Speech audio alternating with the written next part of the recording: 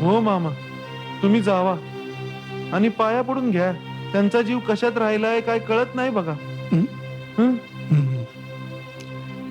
बरोबर आहे.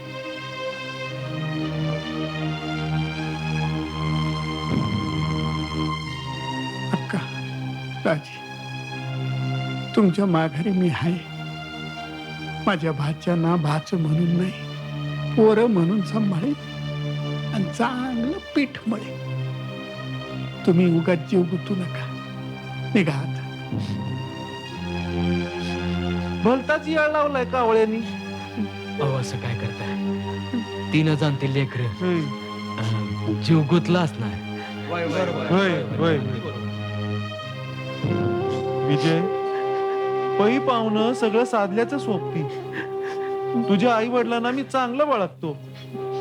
तुझ्या शब्दातच त्यांचा आत्मा कुठेतरी घुटमळत असणार. तू जाऊन तेवढं सांग.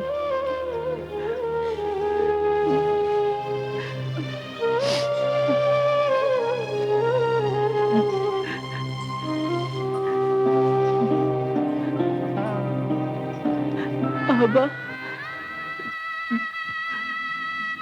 आई, तुमच्या राखे संगत बोलण्याचा प्रसंग येईल असं वाटलं नव्हतं कधी. तुम्ही न सांगता सावरता मला वाचनात फसवून गेलात. मला मला पोरक केलं. आता आता तुमच्या माघारी मी कसा जगू? आई, बराबा तुम्ही बिनघर राहा. दीपकला आणि पुष्पाला मी विसरायचो नाही. त्यांचा चांगला सांभाळ करेन मी. त्यांच्यासाठीच जगेन आणि त्यांच्यासाठीच मरेन.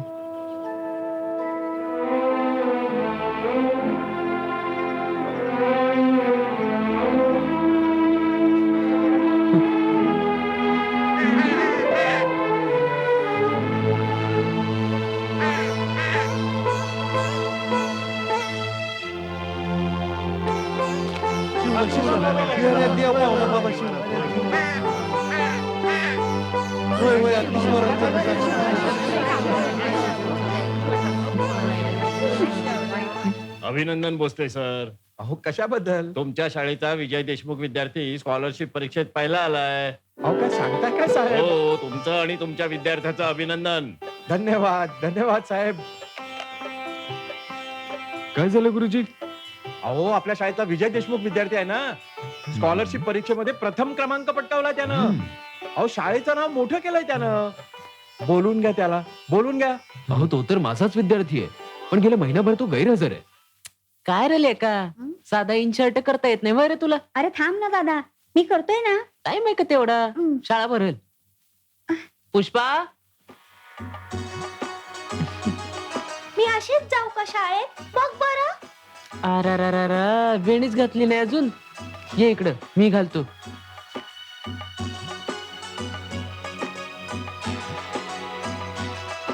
अरे दादा, आज तुला एवढा का उशीर झाला? अरे तरी तुमच्यासाठी रानातलं काम अर्ध टाकून आलोया. बरं आता नाही हे करणार. आता स्वयंपाक करूया, जेऊया आणि झोपूया. चल. लवकर करणार आहे दादा, मला भूक लागली या. बर करतो. आता गरम गरम जेवायचं आणि मस्तपैकी झोपायचं. नाही नाही, आधी गोष्ट सांगायची मग झोपायची. बर बाई, आधी गोष्ट सांगतो. हा,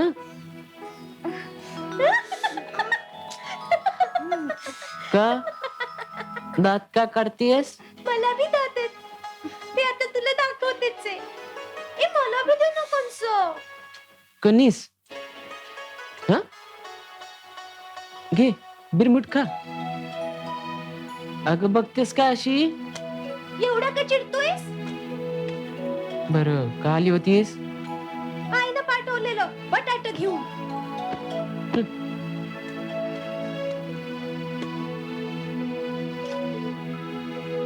भाजून तयार आहे. कोण खाणार पहिला?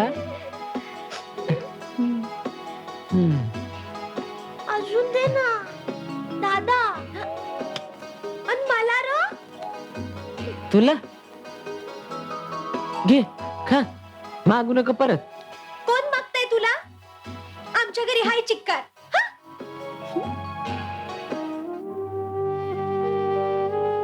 बाबामाई, मी शाळा सोडली. शाळा, शेती, मुलं सगळं जमत नाही एकट्याला. विजय, गुरुजी तुम्ही या बसा ना गुरुजी. तुझं अभिनंदन. तू स्कॉलरशिप परीक्षेत पहिला आलायस. त्या निमित्ताने शाळेमध्ये तुझा उद्या सत्कार ठेवलाय. तू आता गैरहजर राहू नकोस. गुरुजी, आता माझं शिक्षण संपलं. आता तुम्ही या दोघांनी शिकवा, मोठं करा. ते तर करूच, पण तू मात्र शाळा सोडू नकोस. हा, गुरुजी, मी आई आबांना वचन दिलंय माझ्या भावंडांना सांभाळेन म्हणून. विजय, ऐक माझं.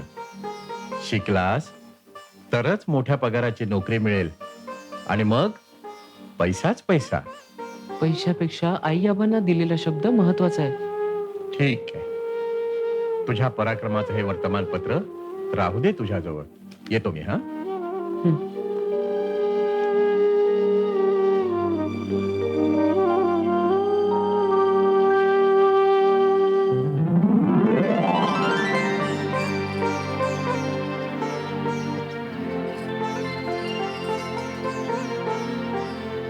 आई, आबा, आज तुम्हाला जाऊन इतकी वर्ष झाली, पण अजूनही तुमची उणीव भासते. तुम्ही घालून दिलेल्या वाटेवरच आम्ही वाटचाल करतो आहोत, तुमच्या आशीर्वादाने. आणि आई, तुला माहिती आहे काय, आज आपल्या दीपकच्या परीक्षेचा निकाल आहे.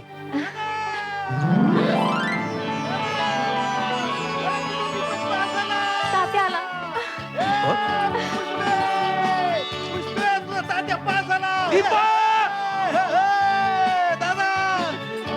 दादा मी पास झालो. ही मूठ गणरायाच्या नैवेद्यासाठी,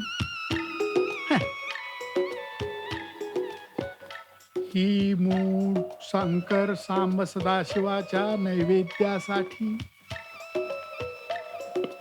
हा. ही मूठ मारुती रायाच्या नैवेद्यासाठी,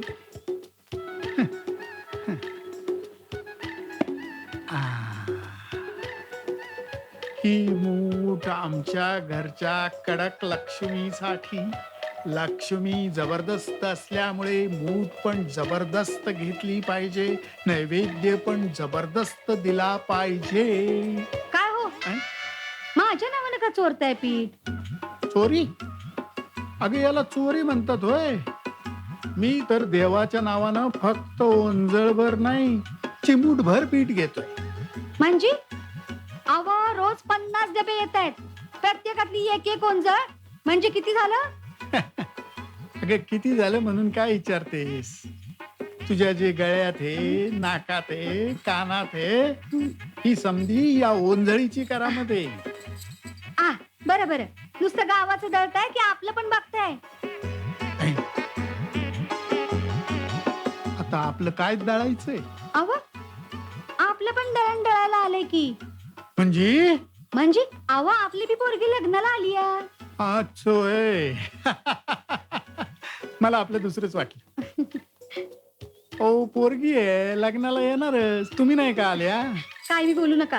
हे बघा, उद्याच्या उद्या भाच्याकडे जा आणि हा. त्याला लग्नाची मागणी घाला. हा, उद्याच्या उद्या जातो आणि होकाराच्या कन्या भरडून आणतो. बस.